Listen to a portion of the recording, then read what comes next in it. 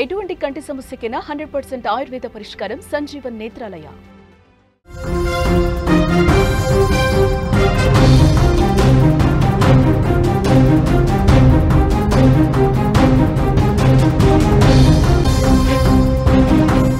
Trump టారిఫ్లపై Bharat China ఆగ్రహం వ్యక్తం చేసే బ్రెజిల్ అధ్యక్షుడితో మోదీ కీలక సంభాషణ జరిగింది.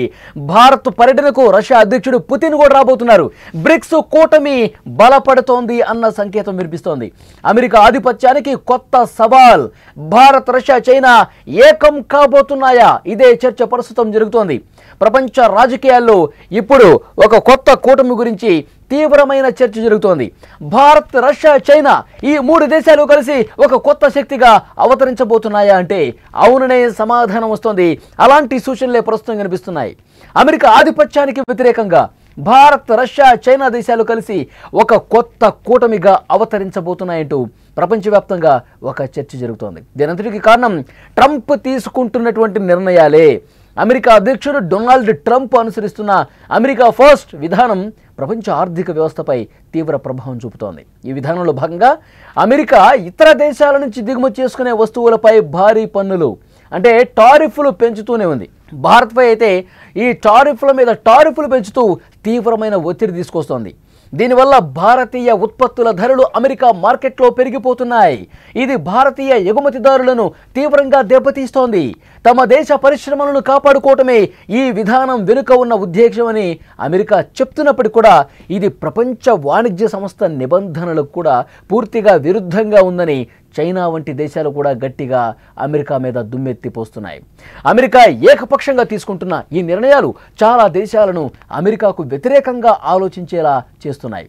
దీంతో భారత్ ఇప్పుడు అమెరికాకు ప్రత్యామ్నాయంగా కొత్త వాణిజ్య మార్గాలను మిత్ర దేశాలను వెతుక్కోవాల్సినటువంటి పరిస్థితి ఏర్పడింది.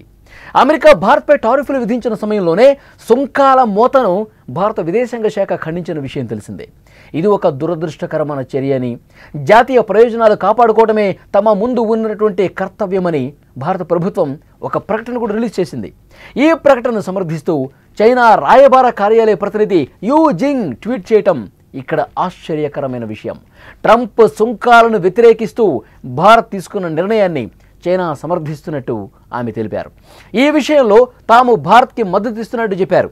భారతదేశ సార్వభౌమాధికారంపై చర్చించాల్సిన అవసరం లేదని, వారి విదేశాంగ విధాన ఎంపికలను ఇతర దేశాలు ప్రభావం చేయలేవని, ఆ దేశ ప్రజల ప్రయోజనాలు వారికి ఎంతో ముఖ్యమని యూ జింగ్ తన ట్వీట్లో చెప్పారు. అలాగే బ్రెజిల్ అధ్యక్షుడు లూయిస్ ఇనాసియో లులా డెసిల్వా కూడా అమెరికా సుంకాల గురించి భారత ప్రధాని నరేంద్ర మోదీతో ఫోన్లో మాట్లాడారు. ఈ సంభాషణ ప్రపంచ రాజకీయాల్లో ఒక ముఖ్యమైన సంకేతం ఇచ్చింది. బ్రెజిల్, రష్యా, భారత్, చైనా, దక్షిణాఫ్రికా దేశాల కూటమి బ్రిక్స్. ప్రపంచ జనాభాలో దాదాపు సగం మంది ఈ దేశాల్లోనే ఉన్నారు. ప్రపంచ ఆర్థిక వ్యవస్థలోనూ వీటికి గణనీయమైన వాటా ఉంది. బ్రిక్స్ కూటమి ప్రధాన లక్ష్యం అమెరికా, యూరోప్ దేశాల ప్రాబల్యాన్ని తగ్గించడం. మోదీ, లులా మధ్య జరిగిన సంభాషణ బ్రిక్స్ దేశాల మధ్య ఐక్యతకు నిదర్శనంగా నిలుస్తోంది. అమెరికా వాణిజ్య విధానాలకు వ్యతిరేకంగా ఈ కూటమి లేని దేశాలు కలిసి పనిచేయడానికి సిద్ధంగా ఉన్నాయని ఇప్పుడు స్పష్టంగా సంకేతాలు కనిపిస్తున్నాయి. ఇందులో భాగంగానే రష్యా అధ్యక్షుడు వ్లాదిమిర్ పుతిన్ ఈ ఏడాది చివరిలో భారత్లో పర్యటించబోతున్నారు. ఈ పర్యటనకు సంబంధించిన తేదీలను కూడా ఖరారు చేసే పనిలో జాతీయ భద్రతా సలహాదారు అజిత్ డోభాల్ రష్యా పర్యటనలో వెల్లడించారు. ఈ భేటీలో ఇరు దేశాల మధ్య రక్షణ, వ్యూహాత్మక భాగస్వామ్యం, ఇంధనం వంటి అనేక దేశాలపై చర్చించనున్నారు. ఉక్రెయిన్ యుద్ధం తర్వాత అనేక దేశాలు రష్యా మీద ఆంక్షలు పెట్టాయి. కానీ భారత్ మాత్రం రష్యాతో తన స్నేహాన్ని ఎక్కడా వదులుకోలా. చారిత్రకంగా రష్యా భారత్కు ఒక నమ్మకమైనటువంటి దేశంగా ఉంది. రక్షణ రంగంలో మన దేశానికి కావలసిన ఆయుధాలు, విడిభాగాలు ఎక్కువగా రష్యా నుంచే దిగుమతవుతాయి.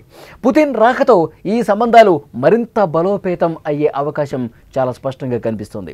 అమెరికా టారిఫ్లు, బ్రిక్స్ దేశాల ఐక్యత, పుతిన్ పర్యటన వంటి ఈ కీలక పరిణామాలు పరిశీలిస్తే భారత్, రష్యా, చైనా ఈ మూడు దేశాలు కలిసి ఒక కొత్త మార్గాన్ని వెతుకుతున్నాయి. ఇది ఒక సైనిక కూటమి కావచ్చు, ఆర్థికంగా, రాజకీయంగా ఒకరికొకరు మద్దతు ఇచ్చుకునే కూటమి కూడా ఏర్పడే అవకాశం ఉంది. ప్రపంచంలో అమెరికా ఆధిపత్యాన్ని తగ్గించడమే ఈ కూటమి యొక్క లక్ష్యం అవుతోంది. ఈ మూడు దేశాల మధ్య చారిత్రక రాజకీయ విభేదాలు, ముఖ్యంగా భారత్ చైనా సరిహద్దు వివాదం కూడా ఉన్నాయి. ఈ సవాళ్లను అధిగమిస్తూ మెల్లమెల్లగా తమ దేశాలు తమ ఉమ్మడి ప్రయోజనాల కోసం ఏ విధంగా ముందుకు పోవాలి, మొత్తంగా ప్రపంచం ఒక కొత్త దిశగా పయనిస్తోంది. భారత్ వంటి దేశాలు తమ స్వతంత్రతను చాటుతూ ప్రపంచ వేదికపై కీలక నిర్ణయాలు తీసుకుంటున్నాయి. ఈ పరిణామాలు ప్రపంచ భవిష్యత్తును ఏ విధంగా మారుస్తాయన్న ఆసక్తి కూడా కనిపిస్తోంది. ఎందుకంటే అమెరికా దుందుడుకు పోకడ అవలంబిస్తోంది. డొనాల్డ్ ట్రంప్ తీసుకుంటున్న నిర్ణయాలు ప్రపంచ దేశాలన్నీ కూడా ఒకవైపు చాలా ఆలోచనలో పడేసే విధంగా ఉన్నాయి. అమెరికా మీద దుమ్మెత్తిపోస్తున్న పరిస్థితి. వాణిజ్య నిబంధనలకు పూర్తిగా తూట్లు పడుస్తూ అమెరికా అధ్యక్షుడు తన నిర్ణయాలను ప్రకటిస్తూ ఉన్నాడు. ఇప్పటికే భారత్ మీద 25% టారిఫ్లు ప్రకటించి అదనంగా మరొక 25% టారిఫ్లు ప్రకటించారు. అది ఆగస్టు 27 నుంచి అమల్లోకి వచ్చే పరిస్థితి. ఈ నేపథ్యంలోనే ఇది భారత్ ధీటుగా ప్రతిస్పందిస్తోంది. మన దేశంలో ఉన్నటువంటి రైతుల ప్రయోజనాలు, రైతులు కావచ్చు, మత్స్యకారులు కావచ్చు, పాల ఉత్పత్తిదారులు ఎవరైతే ఉన్నారో దేశంలో వాళ్ళ ప్రయోజనాలకు ఎక్కడా విఘాతం కలగకుండా వాళ్ళ కోసం అవసరమైతే ఆ టారిఫ్లు మేము భరిస్తాం, తగిన మూల్యం మేము చెల్లించుకొని రైతుల ప్రయోజనాలు కాపాడతామని పరోక్షంగా చెప్పకనే చెప్పారు ప్రధానమంత్రి నరేంద్ర మోదీ. हमारे लिए अपने किसानों का हित सर्वोच्च प्राथमिकता है.